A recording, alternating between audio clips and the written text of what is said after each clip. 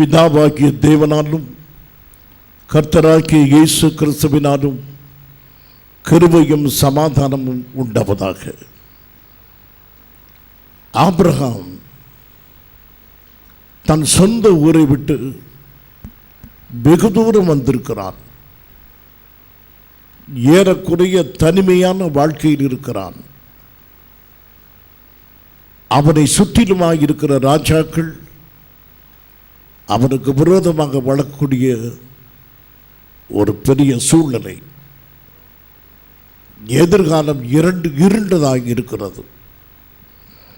இத்தகைய நிலைமையில் அவன் தனித்து விடப்பட்டவனாய் இருக்கிறான். என் அருமையான சகோதரனே, சகோதரியே, நீயும் தனிமையில் இருப்பது போல காணப்படுகிறதா? உன்னுடைய ஜெபத்துக்கு ஒத்தாசை இல்லை, தனித்தே ஜெபம் பண்ணுகிறீர்களா? உங்கள் தரிசனமானது நீங்கள் தனியே சுமக்க வேண்டிய தரிசனமாய் போய்விட்டதா? நீங்கள் இப்படித்தான் சொல்வீர்கள். நீங்கள் சொல்கிறபடி என்றைக்கு நடக்கும்? நம்பிக்கையே இல்லை. கர்த்தர் தருவார், கர்த்தர் தருவார், கர்த்தர் நடத்துவார் என்று எத்தனை காலம் நம்பிக்கொண்டிருக்கிறது. எதுவுமே நடந்தபாடு இல்லை. எந்த ஒரு அடையாளமும் இல்லை. ஆனால் ஜெபமோ தொடர்ந்து இருக்கிறது, நம்பிக்கையும் தொடர்ந்து இருக்கிறது. ஆனால் என்ன பலனை கண்டோம்? இவ்விதமான எதிர் சிந்தனைகள் வரக்கூடிய சூழ்நிலையில் ஆபிரகாம் இருந்தான். அவனுக்கு ஆறுதல் சொல்ல ஒருவரும் இல்லை. அந்த சூழ்நிலை பரத்திலிருந்து சத்தம் உண்டாகிறது, ஆபிரகாமை பயப்படாதே என்று. இந்த நாடிலும் அருமையானவர்களே, அநேக காரியங்களை குறித்து உங்கள் இருதயம் நடுங்குகிறது. இது நடவாமல் போய்விட்டால் என்ன ஆகும்? நாம் எதிர்பார்த்திருக்கிற இந்த சம்பவம் நடைபெறவே இல்லை என்றால் அது எத்தனை மோசமாக முடிந்துவிடும். நான் நம்பியிருக்கிற இந்த சுகம் வேண்டுமே, நான் எதிர்பார்த்திருக்கிற இவைகள் எல்லாம் நடக்க வேண்டுமே என்று கவலையோடு பாரத்தோடு இருக்கிற உங்களுக்கு கர்த்தர் சொல்கிற வார்த்தை, பயப்படாதே, வானத்தை அண்ணாந்து பார் என்று. ஆபிரகாமுக்கு சொன்ன அதே வார்த்தையை தான் உங்களுக்கும் கர்த்தர் சொல்லுகிறார். அருமையானவர்களே, ஆபிரகாம் தன்னை சுற்றி நெருக்கி இருக்கிற சூழ்நிலைகளை பார்க்கவில்லை. தனக்கு தேவன் சொன்ன வார்த்தைகளை மாத்திரமே நினைவு கூர்ந்தான். ஆதியாகமம் 12ஆம் அதிகாரம் முதல் 2 வசனங்கள். கர்த்தர் ஆபிராமை நோக்கி, நீ உன் தேசத்தையும் உன் இனத்தையும் உன் தகப்பனுடைய வீட்டையும் விட்டு புறப்பட்டு நான் உனக்கு காண்பிக்கும் தேசத்துக்கு போ. நான் உன்னை பெரிய ஜாதியாக்கி உன்னை ஆசீர்வதித்து உன் பேரை பெருமைப்படுத்துவேன். நீ ஆசீர்வாதமாய் இருப்பாய் என்றார். இந்த வார்த்தைகளை ஆபிரகாம் மறக்கவில்லை. பெரிய ஜாதியாக்குவே என்று கர்த்தர் சொன்னார். ஒரு அங்கல நிலம் கூட சொந்தமில்லை. வானத்து நட்சத்திரங்களை ஒரு சந்ததி இருக்கும் என்று சொன்னார். ஒரு மகன் கூட பிறக்கவில்லை. எல்லாம் எதிரடையாக இருக்கிறது. நம்புவதற்கு எதுவே இல்லை. அப்படி இருந்தும் அவன் தரிசனம் மங்கவில்லை. அடிக்கடி ஆபிரகாமை குறித்து கேள்விப்படுகிறோம். எதற்கு? விசுவாசத்தை அவன் தேறிவிட்டான் என்று சொல்வதற்கா? அவனை புகழ்ந்து கொண்டிருப்பதற்கா? அவனுடைய பாதையில் நாம் நடக்க வேண்டும். அநேக காரியங்கள் நம்முடைய வாழ்க்கையில் நடக்கவில்லை. எதிரான சூழ்நிலைகள் நடக்கும் என்பதற்கு ஒரே ஒரு காரணம், என் கர்த்தர் என்னிடத்தில் சொல்லி இருக்கிறார். ஆகையினால் என் அருமை சபையே, உன் பிள்ளைகளை குறித்து நீ அதிக பாரப்படுகிறாய். இவைகள் கற்று தேர்வார்களா? தேவனுடைய வழியில் நடப்பார்களா? நல்ல பிள்ளைகள் என்று பெயர் எடுப்பார்களா? படிப்பிலே முன்னேறுவார்களா? நல்ல வேலையில் அமர்வார்களா? கர்த்தருக்கு ஏற்ற அருமையான பிள்ளைகளாக என் பிள்ளைகள் இருப்பார்களா என்று ஒரு எதிர்பார்ப்பு, ஒரு கவலை, ஒரு பயம். உனக்கு நான் சொல்லுகிறேன், நீ ஜெபிக்கிற தாயாய் இருப்பாயானால், ஜெபிக்கிற தகப்பனாய் இருப்பாயானால், உன் பிள்ளைகள் சத்தியத்தை வாசிக்க வேண்டும், வேத புத்தகத்தில் பழக வேண்டும் என்று நீ வைராக்கியமாய் இருப்பாரானால் உன் பிள்ளைகள் கர்த்தராலே ஆசீர்வதிக்கப்பட்டவனாய் இருப்பார்கள். உன் பிள்ளைகள் மேன்மையாக கருதப்படுவார்கள். உன் பிள்ளைகளுக்கு தோல்வியே இல்லை, பத்திரமாக இருப்பார்கள்.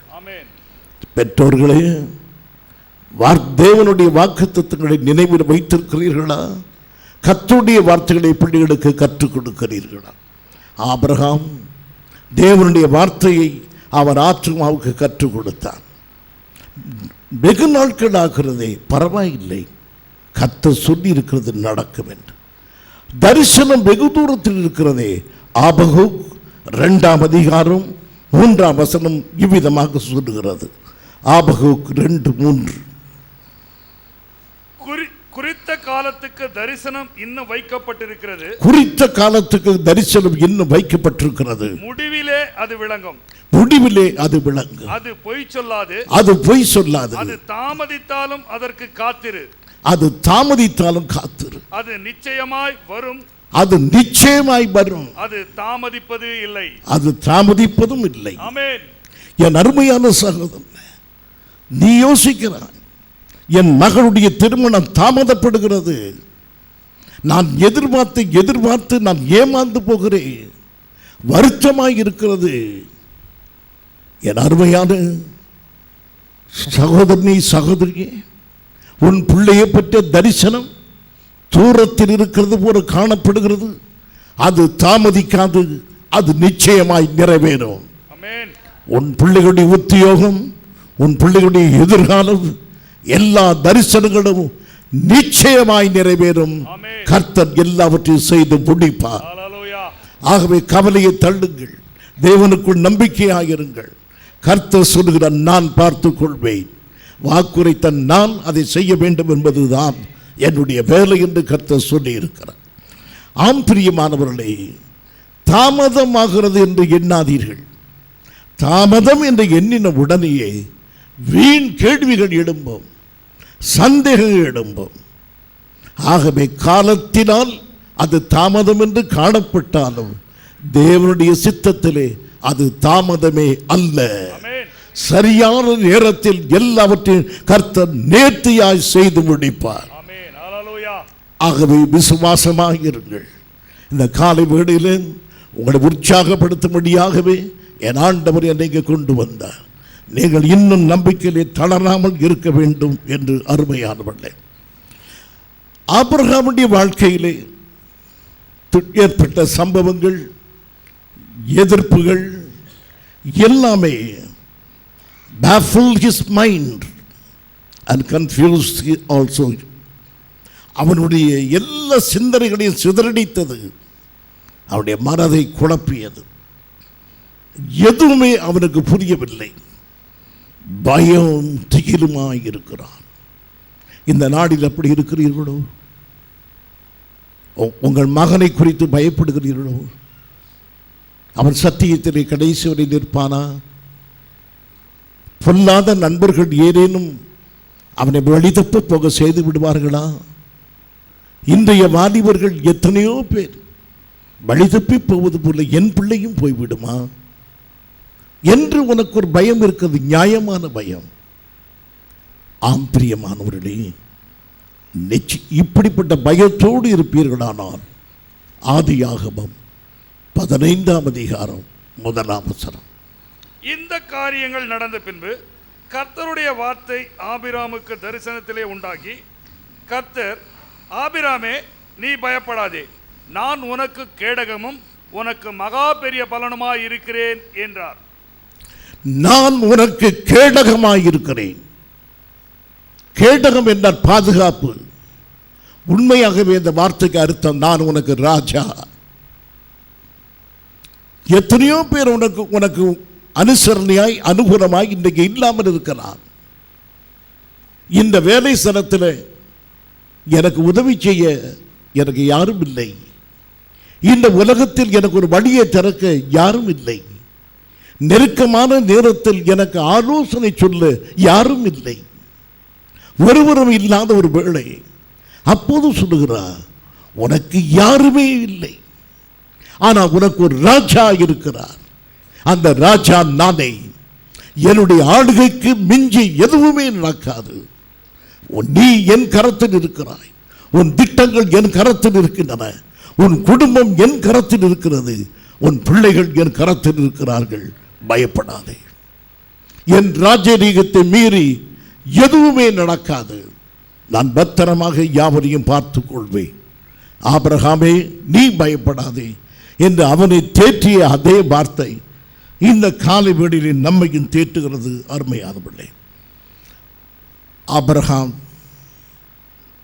இவ்விதமாக எதிர்பார்ப்போடு காத்திருக்கிறான். ஒரு கற்பனை. அவனுடைய மனைவி கேட்டிருக்கலாம்,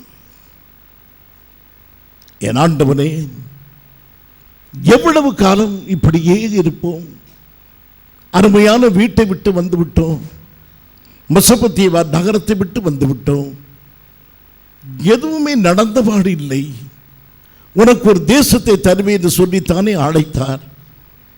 தேசத்தை தரவில்லை. தங்குவதற்கு ஒரு இடம் கூட நமக்கு தரவில்லை. சொந்தம் என்று சொல்வதற்கு யார் உண்டு? எல்லாமே வெறுமையாய் போய்விட்டது. அடுத்து என்ன செய்வது? இப்படி பலவிதமான எண்ணங்கள் நிச்சயமாய் உண்டாகியிருக்கும். அந்த சமயத்தில் ஆதியாகமம் 15ஆம் அதிகாரம் 7ஆம் வசனம், பின்னும் கர்த்தர் ஆபிராமை நோக்கி, இந்த தேசத்தை உனக்கு சுதந்திரமாக கொடுக்கும் பொருட்டு உன்னை ஊர் என்கிற கல்தேயருடைய பட்டணத்திலிருந்து அழைத்து வந்த கர்த்தர் நானே என்றார். திடீரென்று கர்த்தர் சொல்லுகிறார், உன்னை நான் விருதாவாக அழைக்கவில்லை.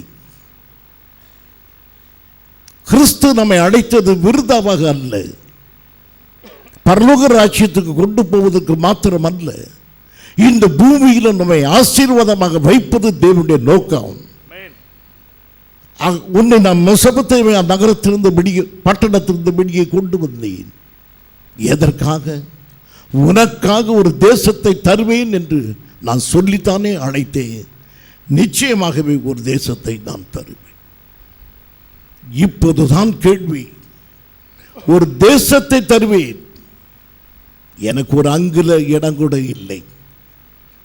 எனக்கு ஒரு அங்குல நிலம் கூட கிடையாது. ஒரு சின்ன வீடு கூட கிடையாது எனக்கு சொந்தம் என்று சொல்ல. இந்த தேசத்தை எப்படி தருவீர்? ஒரு மனிதன் வறுமையில் இருக்கிறான் என்று வைத்துக் கொள்வோம். திடீரென்று அவனுக்கு ஒரு வாக்குத்தத்தம், ஒரு கடிதம் வருகிறது. அந்த கடிதத்தை வாசிக்கிறான். உனக்கு 1 கோடி ரூபாய் நாளை காலையில் நீ பெற்றுக்கொள்வாய். யோசிக்கிறான், 1 கோடி ரூபாயா? யார் தருவார்? எப்பொழுது தருவார்? எங்கே தருவார்? அப்போது அந்த கடிதத்தில் இருக்கிறது, பின்பக்கம் பார். அவன் கடிதத்தை திருப்பி பார்க்கிறான். பின்பக்கம் எழுதப்பட்டிருக்கிறது, தெரியாது.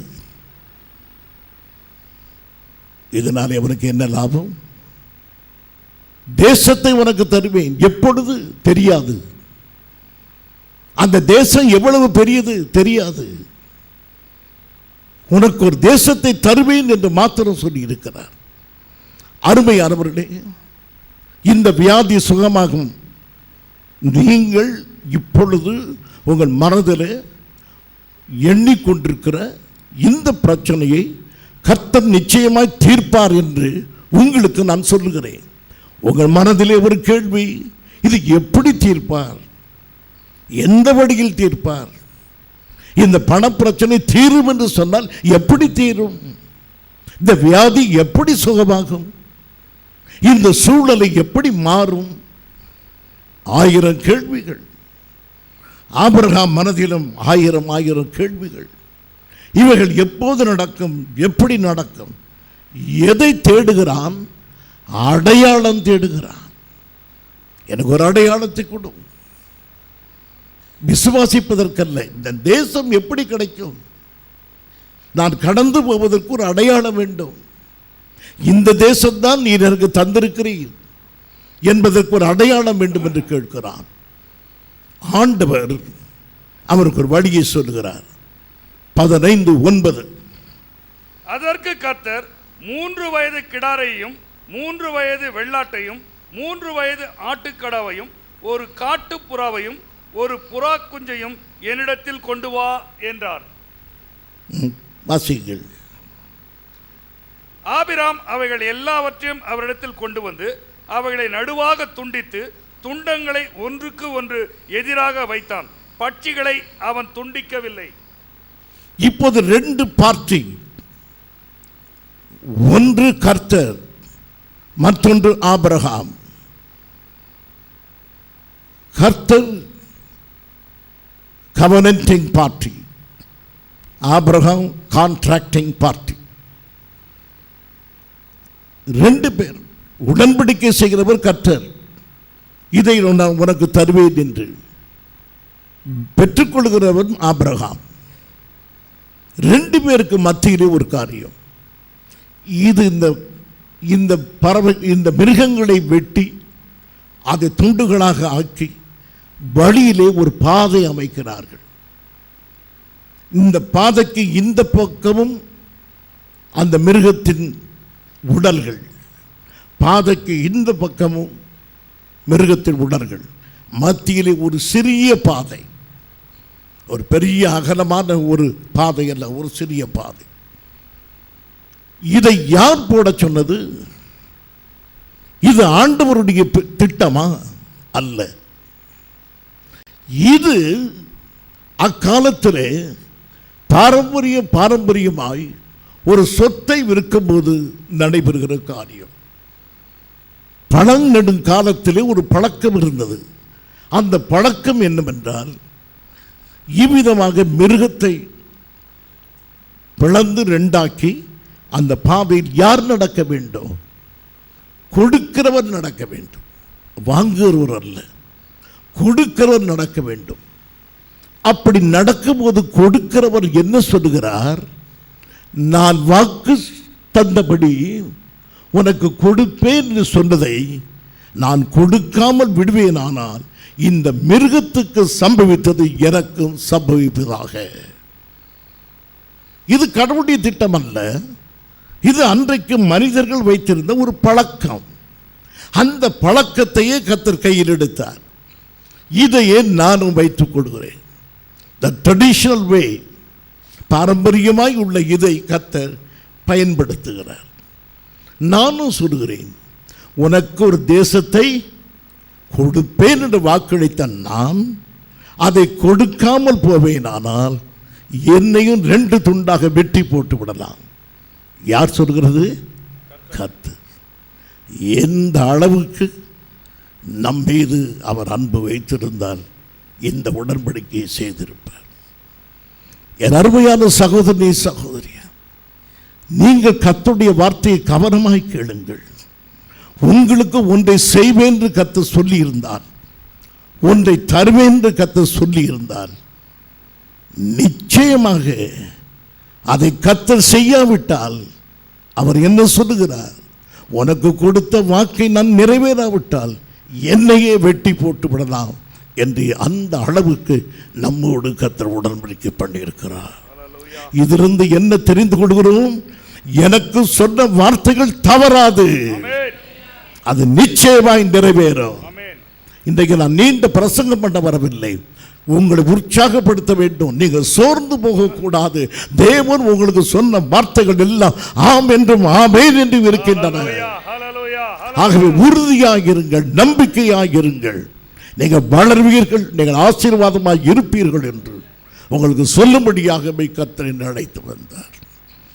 ஆம் பிரியமானவர்களே, ஆகையினால் இந்த நாளில் நீங்கள் தாமதமானாரோ நடக்க முடியாத சூழ்நிலை இருந்தாலும் கர்த்தரையே நம்புங்கள். இப்போது பாருங்கள், ஒரு அடையாளத்தை கர்த்தர் காட்டப் போகிறார். எந்த அடையாளம்? 15ஆம் அதிகாரம் 8ஆம் வசனம்.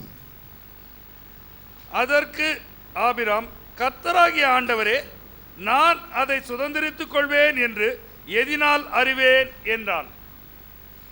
இதே கேள்வியை நாமும் கேட்போம். ஆண்டவரே, லட்சக்கணக்கான பண பிரச்சனை, ஒரு வீடு வேண்டும் என்று கேட்கிறேன், ஒரு நிலம் கூட வாங்கவில்லை, வீடு எப்படி கிடைக்கும்? ஆண்டவர் சொல்லுகிறார், என் வார்த்தையை நிறைவேற்றுவேன். எப்படி ஆண்டவரே, எப்படி நிறைவேறும்? எனக்கு சொல்லும். இதுதான் ஆபிரகாமுடையது. எனக்கு தேசத்தை தாரும் என்பதல்ல, தேசத்தை நீர் எப்படி தருவீர் என்பதை எனக்கு சொல்லும். ஒரு தகப்பனிடத்தில் ஒரு பிள்ளை கேட்பது போல கேட்கிறார். அருமையானவர்களே, கவனிக்கிறீர்களா? அநேக சமயத்தில் இப்போது ஆபிரகாம் காத்திருக்கிறான். காலை பொழுது மிருகத்தை எல்லாம் கொன்று இரண்டாக பிரித்து வைத்திருக்கிறான். The day was very young. நாள் இப்பொழுதுதான் ஆரம்பித்திருக்கிறது. அமர்ந்திருக்கிறார். 6 மணி பதில் வரும் என்று அதிகாலையிலே வந்து விட்டான். காலையில் கர்த்தரை தேடு. 7, 8, 9, 10, 11, 12, 1, 2 எதுவுமே நடக்கவில்லை. இருதயத்தில் ஆத்துமாவிலே இருள் சூடுகிறது. என் அருமையான சகோதரனே, நம்பிக்கையோடு காத்திருந்து எதுவுமே நடக்காத காலத்தை கடந்து கொண்டிருக்கிறாயா? கர்ப்பத்தின் கனி கர்த்தரால் வரும் சுதந்திரம் என்று உம்முடைய சமூகத்திலே மன்றாட்ட வைத்து காத்திருந்தேன். நீர் என்னை ஆசீர்வதிப்பேன் என்று நம்பியிருந்தேன். காலம் ஓடிக்கொண்டிருக்கிறது. என் மடியோ வெறுமையாயிருக்கிறது. என்னை ஏதோ ஒரு பெயர் சொல்லி சமுதாயம் அழைக்கிறது. நீர் தான் எனக்கு பதில் சொல்ல வேண்டும் தகப்பனே. பதிலே இல்லாத ராக்காலம். ராக்காலம் எதற்கு? ஆத்துமாவிற்கு. அந்த ராக்காலத்தில் ஆத்துமா கதறுகிறது. சங்கீதம் 77:2.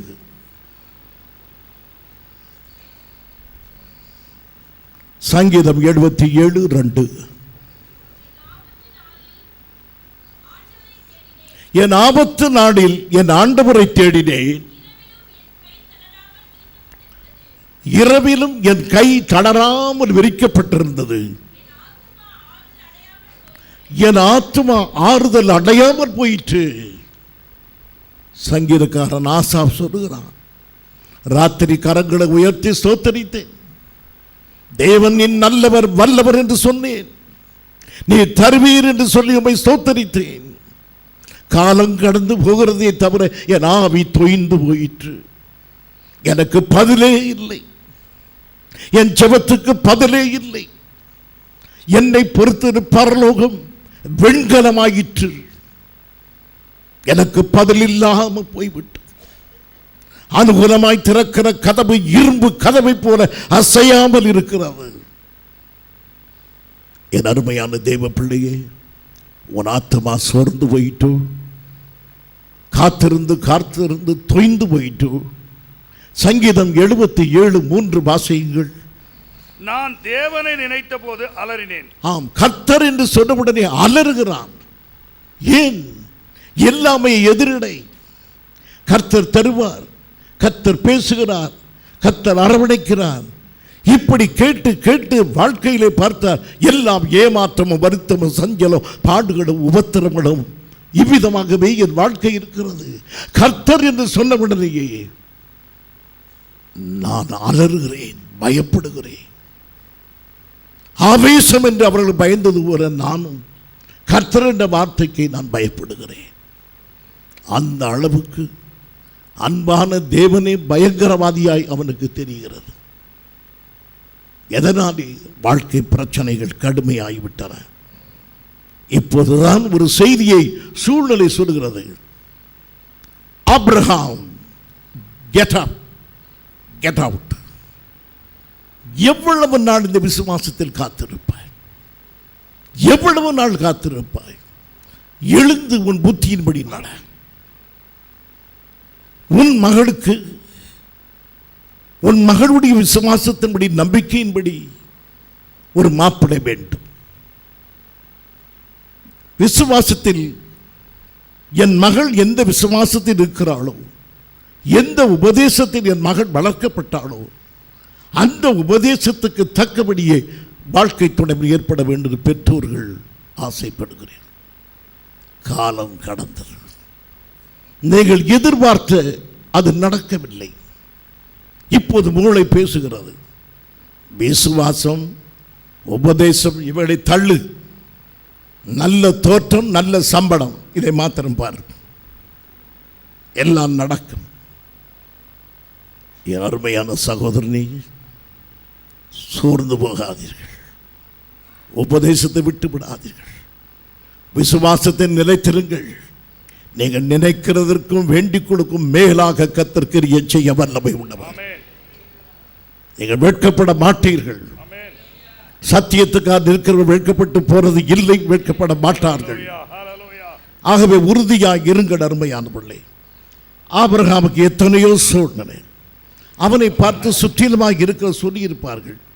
என்ன சொல்லியிருப்பார்கள்? பைத்தியக்காரன். ஆட்டுக்குட்டியை வெட்டி 2 துண்டாக்கி அங்கேயே உட்கார்ந்து இருக்கிறான். யாராவது இப்படி செய்வார்களா? கர்த்தர் பேச போகிறார் என்று இப்படி உட்கார்ந்து இருக்கிறான். மணி இப்போது மாலை 4 மணி, காலை 6 மணிக்கு வந்து உட்கார்ந்தான். அங்கே அவனுடைய மனைவியும் இருப்பாள். சொல்லப்படாற்றும் நிச்சயமாய் மனைவி இருப்பாள். அருமையானவர்களே, எழுந்திருங்கள். ஏன் இப்படி உட்கார்ந்து இருக்கிறீர்கள்? கர்த்தர் இப்படியெல்லாம் பேச மாட்டார். நீங்கள் வீட்டுக்கு வாருங்கள், சாப்பிடுங்கள் என்று அந்த மனைவி சொன்னாளா? இல்லை. சாராளுடைய உள்ளத்தில் ஒரு எண்ணம், என் கணவர் தவறு செய்யவே மாட்டார், அவர் விசுவாசி, அவர் எதை செய்தாலும் தேவ உத்தரவும்படி தான் செய்கிறார் என்று உறுதியாக நம்புகிற ஒரு மனைவி. உங்கள் வீட்டிலும் கணவன் விசுவாசத்தில் உறுதியாக இருந்தால் மனைவிமார்கள் அந்த விசுவாசத்தை தளர பண்ணாதீர்கள். மனைவி விசுவாசமாக ஜெபத்தில் இருந்தால் கணவன்மார்கள் அந்த ஜெபத்தை தடை பண்ணாதீர்கள். விசுவாசத்துக்கு ஒருவர் உதவியாக இருக்க வேண்டும். வாழ்க்கை துணை கொடுக்கப்பட்டது விசுவாசத்துக்கு ஊன்றுகோலாக இருக்கும்படி. ஆபிரகாமுக்கு சாராள் விசுவாசத்துக்கு ஊன்றுகோலாய் இருந்தாள். நீங்களும் அப்படி இருங்கள். பெற்றோர்களை பிள்ளைகளுடைய விசுவாசத்துக்கு நீங்கள் ஆதாரமாய் இருங்கள். உங்கள் கணவருக்கு விசுவாசத்துக்கு ஆதாரமாய் நீங்கள் இருங்கள். இப்படி ஒருவருக்கு ஒருவர் உதவியாக இருங்கள். ஆபிரகாம் காத்திருக்கிறார். ஒருவருக்கு ஒருவர் உதவியாக இருங்கள். சதா ஜெபம் பண்ணுவார், ஒன்றுமே நடக்காது, அப்படி சொல்லாதீர்கள். அவர் ஜெபம் பண்ணுகிறார், நிச்சயமாய் ஜெபத்துக்கு பதில் உண்டு என்று சொல்லுங்கள். சொல்வீர்களா? ஒருவருக்கு ஒருவர் ஆதரவாய் இருங்கள். விசுவாசம் வளர நீங்கள் பிரயாசப்படுங்கள். அருமையானவர்களே, இப்போது நீண்ட அமைதி. மாலை 6 மணி, பொழுது சாய போகிறது. இன்னும் உட்கார்ந்து இருக்கிறான். இப்போது என்ன நடக்கிறது பாருங்கள். 11ஆம் வசனம். பறவைகள் துண்டிக்கப்பட்ட உடல்களின் மேல் இறங்கின, அவைகளை ஆபிராம் துரத்தினான். பிரியமானவர்களே, பறவைகள் வானத்தில் பறக்கும்போது துரத்த முடியாது. அதாவது எண்ணங்களே எதிரடியாக வரக்கூடாது என்றல்ல, அவிசுவாசமான எண்ணங்கள் வரும். காலம் பிந்திக் கொண்டே இருக்கும்போது நடக்குமா நடக்காதா, கர்த்தர் செய்வாரா செய்ய மாட்டாரா என்ற சந்தேகம் நமக்கு வரும். வானத்திலே பறவைகள் பறப்பது போல எதிர் சிந்தனைகள் வரும். அது இப்போது என்ன செய்து விட்டன? அந்த பறவைகள் இறங்கி விட்டன. உன் ஆத்மாவிலே சந்தேகம் இறங்கி விட்டது. வெளியே இருந்த சந்தேகம் உள்ளே வந்து விட்டது. இதுவரைக்கும் உன்னை துரத்தின சந்தேகங்கள் இப்போ இருதயத்துக்குள் இறங்கி விட்டன. இறங்கட்டும். இனிதான் உனக்கு வேலை. என்ன செய்தான் ஆபிரகாம்? அவைகளை ஆபிராம் துரத்தினான். நீங்கள் உங்கள் இருதயத்தில் வானத்தில் இருக்கிற சந்தேகத்தை நீக்க முடியாது. சூழ்நிலையில் இருக்கிற சந்தேகத்தை நீக்க முடியாது. உன்னை நோக்கி வருகிற சந்தேகத்தை நீக்க முடியாது. உன் ஆத்மாவிலே இறங்கின சந்தேகத்தை நீ துரத்து. என் கர்த்தராலே எல்லாம் நடக்கும். அவிசுவாசமே அகன்று போ, சந்தேகமே நீ நீங்கி போ. என் கர்த்தர் சொன்னது நடக்கும். நான் நம்புகிறது என் கர்த்தராலே வரும். இதுதான் நான் நம்ப வேண்டிய காரியம். அருமையானவர்களே, ஆபிரகாம் துரத்தினான். இப்போது சூரியன் மறைந்தது, காரிருள் சூழ்ந்து விட்டது. இப்பொழுது சூழ்நிலை பேசுகிறது. ஆபிரகாம் காலையிலிருந்து காத்திருக்கிறார். காலை முடிந்து மத்தியான வேளை கடந்து மாலையும் கடந்து ராக்காலம் வருகிறது. இந்த ராக்காலத்திலாம் உனக்கு பதில் வரப்போகிறது. எழுந்திரு ஆபிரகாம், வீட்டுக்கு போ. காத்திருப்பது வீண், இந்த இருளிலே உட்கார்ந்திராதே என்று. அந்த ஆபிரகாமும் அப்படியே அமர்ந்திருக்கிறான். இருளிலே அவனுக்கு ஒரு செய்தி. இப்போது பரலோகத்திலிருந்து அவனுக்கு ஒரு செய்தி வருகிறது. ஆபிரகாம் அவனோடு காத்திருக்கிறான். சூரியன் மறைந்து காரிருள் சூழ்ந்தது. இப்போது செய்தி வருகிறது. என்ன செய்தி? என்ன சொல்லுகிறார் என்று கர்த்தர்? எப்போது தருவார்? எந்த தேசம்? ஆவலாக இருக்கிறார். சத்தம் கேட்கிறது. ஆதியாகமம் 15:15. நீ சமாதானத்தோடே உன் பிதாக்களிடத்தில் சேருவாய், நல்ல முதிர் வயதிலே அடக்கம் பண்ணப்படுவாய் என்றார். ஆபிரகாமுக்கு ஆச்சரியமாகிவிட்டு, இதற்காக காலையிலிருந்து காத்திருந்தேன். தேசத்தை எப்போது தருவேன் என்று கேட்டால், நீ நல்ல அடக்கம் பண்ணப்படுவாயா? சம்பந்தமில்லாத பதில். உனக்கு நல்ல மரணம் வாய்க்கும், இதையா நான் கேட்டேன்? அவன் எதிர்பார்த்ததுக்கு நேர் மாறான பதில். நல்ல பதில் தான். நீ முதிர் வயதிலே என்னிடத்தில் வந்து சேருவாய், நல்லது. ஆனால் இது அல்ல காலையிலிருந்து காத்திருந்தது. அவன் மனைவி வந்து கேட்கிற வைத்துக்கொள்ளும், சாராள், ஆபிரகாமே, திடீரென்று ஒரு சத்தம் கேட்டதே, கர்த்தர் பேசினாரா? ஆமாம். நீ காலையிலிருந்து காத்திருந்ததுக்கு பதில் கிடைத்து விட்டதா? ஆமாம். என்ன சொன்னார்? என்னை நல்ல அடக்கம் பண்ணுவாராம். அடக்கம் பண்ணுவாரா? இதுவா செய்தி? இதற்காய் காத்திருந்தீர்? அருமையானவர்களே, இது அல்ல, இதல்ல காத்திருந்த செய்தி. இது அவனுக்கு ஒரு செய்தி. நீ பரிதாகமாய் செத்து போக மாட்டாய், உன் முடிவு அருமையாக இருக்கும் என்று அவனை தேற்றினார். அருமையானவர்களே, இப்போது தேசத்தை எப்போது கொடுப்பேன்? கர்த்தர் பேச ஆரம்பிக்கிறார். 15ஆம் அதிகாரம் 21ஆம் வசனம், கடைசி பகுதி. இந்த தேசத்தை உன் சந்ததிக்கு கொடுத்தேன் என்றார். ஏற்கனவே இந்த தேசத்தை தந்து விட்டேன், உன் சந்ததிக்கு கொடுத்து விடுகிறேன். உன் மகனுக்கு மகனுக்கு மகனுக்கு மகனாக வரப்போகிற பிற்கால சந்ததிக்கு நான் ஏற்கனவே கொடுத்து விட்டேன். தேசம் கொடுக்கப்பட்டு விட்டது. ஆபிரகாம் யோசிக்கிறார், எங்கே இருக்கிறது என் சந்ததி?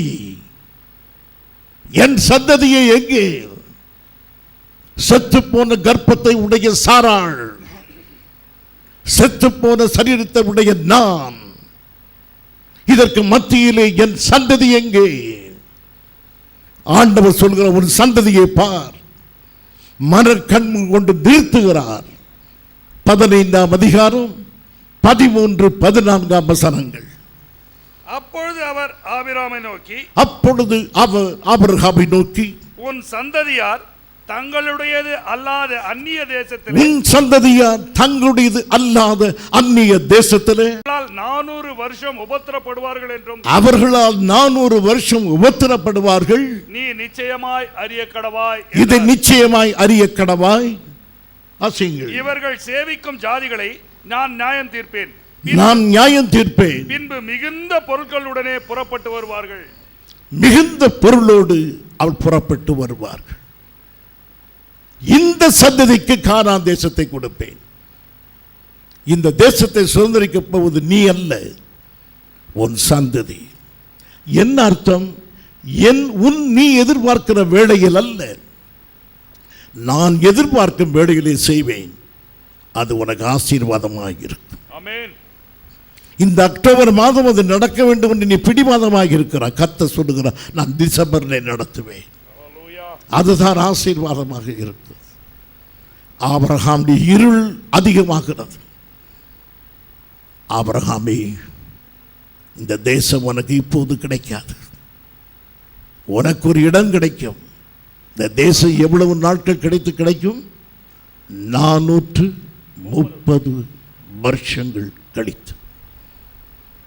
430 வருஷம் நீ காத்திருக்க வேண்டும். அப்போதுதான் இந்த தேசத்தை உனக்கு தருவேன். அது வரைக்கும் நான் எங்கே இருப்பது? அது வரைக்கும் நிறைவேறாத இருளில் நட. இருட்டிலே நீ நட. இருட்டிலே நடப்பதா? ஆம். ஏசாயா 50ஆம் அதிகாரம் 10ஆம் வசனம்.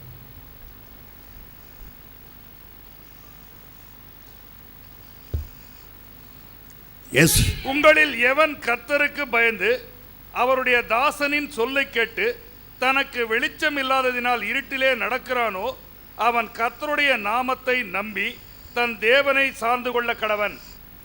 உங்களில் எவன் கர்த்தரை நம்பி இருளில் நடக்கிறானோ அவன் தொடர்ந்து கர்த்தரையை இருளில் சார்ந்து கொள்வான். ஆபிரகாம் தேசம் அவனுக்கு வரவில்லை, இருளே இருக்கிறான். அந்த இருளிலே ஒரு விளக்கு பிரகாசிக்கிறது. அந்த விளக்கு எது? 400 ஆண்டு கழித்து உன் சந்ததியார் பெருகியிருப்பார்கள், அவர்களுக்கு இந்த தேசத்தை கொடுப்பேன். அடிமைகளாய் இருப்பார்கள், சுதந்திர வீரர்களாய் வெளியே வருவார்கள். ஒன்றுமில்லாமல் இருந்த அவர்களை ஏராள பொருளோடு கொண்டு வருவேன், ஒரு தேசத்தை ஸ்தாபிப்பேன், அந்த தேசத்துக்கு நீ தகப்பனாய் இருப்பாய் என்று ஆபிரகாமுக்கு சொன்னார். அது வரைக்கும் நீ இருளில் நட. என் அருமையான சபையே, வாக்குத்தத்த விளக்கை பற்றிக்கொள். சூழ்ந்திருக்க இருளை கண்டு பயப்படாதே. இந்த விளக்கு பிரகாசிக்கிறது. இந்த விளக்கு வெளிச்சத்தில் நட. உன்னை கர்த்தர் நிச்சயமாய் ஆசீர்வதிப்பார். இந்த வெளிச்சமே உனக்கு வழிகாட்டி, இந்த வெளிச்சமே உனக்கு நம்பிக்கை. இருளில் பயப்படாதே ஆபிரகாமே, நான் உன்னோடு கூட இருக்கிறேன். ஜெபம் பண்ணுவோம். ஸ்தோத்திரம் ஆண்டவரே, நன்றியோடு துதிக்கிறோம் ஆண்டவரே. இந்த காலை வேளையிலே ஆபிரகாமை அழைத்த தேவாதி தேவன், வானத்தை பூமியையும் படைத்த தேவாதி தேவன் எங்களையும் ஆண்டவரே இந்த இடத்திலே அழைத்து ஆண்டவரே இந்த பூமியிலே ஆண்டவரே பயப்படாதே, வானத்தை அண்ணாந்து பார், என்னை நோக்கி காத்திரு என்று சொல்லி 3 காரியங்களை எங்களுக்கு கற்றுக் கொடுத்த அருமையான உம்முடைய வார்த்தைகளுக்காக நன்றியோடு உம்மை துதிக்கிறோம் ஆண்டவரே. ஆபிரகாமை போல வானத்து நட்சத்திரங்களை போல எங்களை பெருக பண்ணுகிற உம்முடைய அன்புக்காக ஸ்தோத்திரிக்கிறோம் ஆண்டவரே. ஆபிரகாமுக்குள்ளே எங்களையும் அழைத்த ஆண்டவரே, அவரை போல இந்த பூமியிலே நாங்களும் பெருகும்படியாக சித்தம் கொண்டிருக்கிறீர் ஆண்டவரே. உம்முடைய இந்த மேலான அன்புக்காக நன்றியோடு உம்மை துதிக்கிறோம், ஸ்தோத்திரிக்கிறோம் ஆண்டவரே. இந்த வேளையிலே ஆழமான செய்தியை கொடுத்து ஆண்டவரே எங்களை ஆசீர்வதித்த உம்முடைய கிருபைக்காக நன்றியோடு உம்மை துதிக்கிறோம் ஆண்டவரே. செய்தியை கொண்டு வந்த போதகரை ஆசீர்வதியும், நாங்கள் மேலும் மேலும் ஆசீர்வதிக்கப்படும்படியாக உம்முடைய வார்த்தை போதகர் மூலமாய் கடந்து வந்து கொண்டிருப்பதற்காக நன்றியோடு உம்மை துதிக்கிறோம் ஆண்டவரே. போதகரை இன்னும் பலப்படுத்தும், எங்களையும் ஆசீர்வதியும் ஆண்டவரே. இந்த சபை சத்தியத்திலே வளரும்படியாக, ஆபிரகாமை போல வளரும்படியாக, தேவ சத்தியத்தில் வளரும்படியாக நீர் எங்களுக்கு கிருபை தரும்படியாக இயேசுவின் நாமத்தில் ஜெபிக்கிறோம் நல்ல பிதாவே, ஆமென். என் ஆத்துமாவே கர்த்தரை ஸ்தோத்திரி, என் முழு உள்ளமே அவர் பரிசுத்த நாமத்தை ஸ்தோத்திரி. என் ஆத்துமாவே கர்த்தரை ஸ்தோத்திரி, அவர் செய்த சகல உபகாரங்களை மறவாதே. ஆமென். நம்முடைய கர்த்தராகிய இயேசு கிறிஸ்துவின் கிருபையும் பிதாவாகிய தேவனுடைய அன்பும் பரிசுத்த ஆவியாருடைய ஐக்கியம் நம் அனைவரோடு கூட என்றும் இருப்பதாக. ஆமென். சபையே பயப்படாதே, காத்திரு, கர்த்தர் உன்னை ஆசீர்வதிப்பார். சமாதானமாய் போ.